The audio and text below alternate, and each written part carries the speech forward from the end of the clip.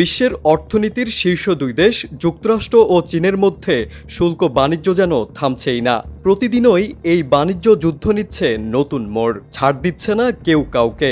Washington শুল্কের পরিমাণ বৃদ্ধি করলে বেইজিংও চাপাচ্ছে পাল্টা শুল্ক।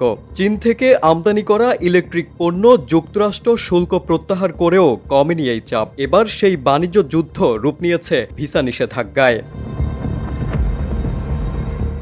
তিব্বত নিয়ে যুক্তরাষ্ট্রের অবস্থানের প্রতিক্রিয়ায় এবার মার্কিন কর্মকর্তাদের উপর ভিসা নিষেধাজ্ঞা জারি করেছে চীন। সোমবার দেশটির পররাষ্ট্র মন্ত্রণালয় জানিয়েছে, তিব্বত ইস্যুতে খারাপ আচরণ করায় তাদের কর্মকর্তাদের বিরুদ্ধে এই পদক্ষেপ নেওয়া হয়েছে। 2 সপ্তাহ আগেই তিব্বতে বিদেশিদের প্রবেশ অধিকারের নীতিমালা নিয়ে কাজ করা চীনা কর্মকর্তাদের বিরুদ্ধে অতিরিক্ত ভিসা নিষেধাজ্ঞা আরোপ করেছিল ওয়াশিংটন। এরপর সংবাদ সম্মেলনে বেইজিংয়েও তার পাল্টা জবাবে যুক্তরাষ্ট্রের কর্মকর্তাদের উপর ভিসা নিষেধাজ্ঞা আরোপ করে। চীনের দাবি, তিব্বত বিষয়টি তাদের অভ্যন্তরীণ বিষয় এবং এ নিয়ে বাইরের কোনো দেশের হস্তক্ষেপ সহ্য করা হবে না।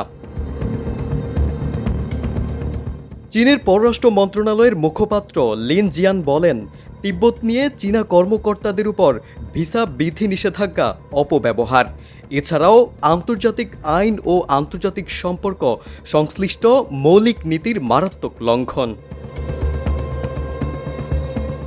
যুক্তরাষ্ট্রের অভিযোগ, চীনা কর্তৃপক্ষ মার্কিন কূটনৈতিক, সাংবাদিক এবং অন্যান্য আন্তর্জাতিক পর্যবেক্ষকদের তিব্বত ও এর আশেপাশের এলাকায় প্রবেশ করতে দেয় না। তবে এই এলাকায় অবাধে প্রবেশের দাবি জানিয়েছে যুক্তরাষ্ট্র। চীন বলছে, তিব্বত উন্মুক্ত এলাকা এবং পর্যটক সহ বিভিন্ন দেশের বন্ধুত্বপূর্ণ এলাকার নাগরিকদের এখানে স্বাগত জানানো হয়। তবে ভ্রমণের জন্য অনুমতি নিতে হয় এবং দলগত ভ্রমণের সুযোগ দেওয়া হয়। তাছাড়া বিভিন্ন দেশের কূটনৈতিক, সাংবাদিক স্থানীয় কর্তৃপক্ষের অনুমতিতে পশ্চিমাঞ্চলে যাওয়ার সুযোগ দেওয়া হয়। হিমালয় পর্বতমালা ঘেঁষা তিব্বতের সঙ্গে সীমান্ত আছে চীন এবং ভারতের।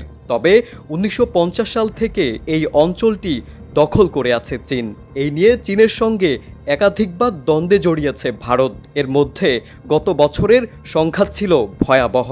সেই সংঘাতে উভয় দেশের বহু সেনা সদস্য হতাহত হয়েছিলেন। তারেক আজিজ, সময়ের আলো।